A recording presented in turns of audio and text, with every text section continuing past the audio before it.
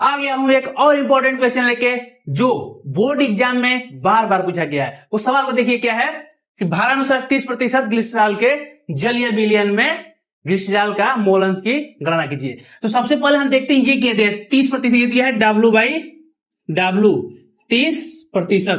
तो इसका अर्थ क्या है, इसका दो अर्थ है कि 30 ग्राम तो क्या होगा, ग्लिसरॉल होगा C3H8O3। इसमें से 70 ग्राम जो होगा, क्योंकि विलयन कोई भी चीज क्या होता है 100 ग्राम, तो 70 ग्राम क्या होगा, जल होगा। 70 ग्राम क्या होगा, जल होगा।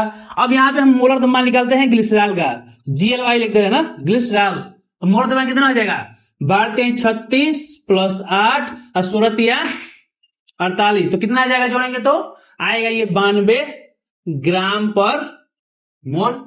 अब उसी प्रकार जल का भी निकाल लेते हैं। ऐसे जल का तो हमको याद हो गया होगा 18 ग्राम पर मोल। अब यहां पे मोलों की संख्या निकाल लेते हैं, किसका पहले N ग्लिसरॉल निकाल लेते हैं। N ग्लिसरॉल के लिए क्या करेंगे, इसका भार कितना दिया है 30, फिर इसका अणु भार कितना दिया है 92, तो ये कटाएंगे तो आएगा 0.326।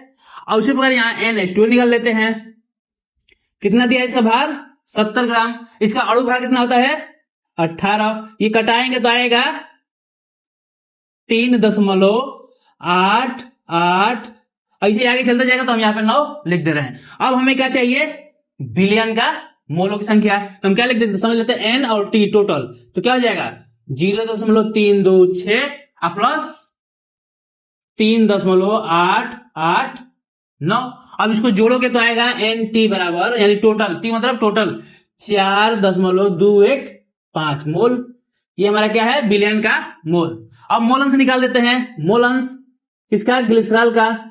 तो मोल अंश के लिए क्या चाहिए, जिसका हमको निकालना हो तो उसको बटे के ऊपर और नीचे विलयन का रखा जाता है, इसको हमेशा याद रखना। तो क्या दिया है 0.326 बटा में विलयन का मोल अंश कितना है अभी 4.215। इसको जब कटाएंगे तो आएगा हमारा X ग्लिसरॉल, कितना आ जाएगा ये 0.0773। तो इतने स्थान तक ले जाने की जरूरत नहीं है, बस यहां पे हम क्या लिख देंगे, ग्लिसरॉल 0.077।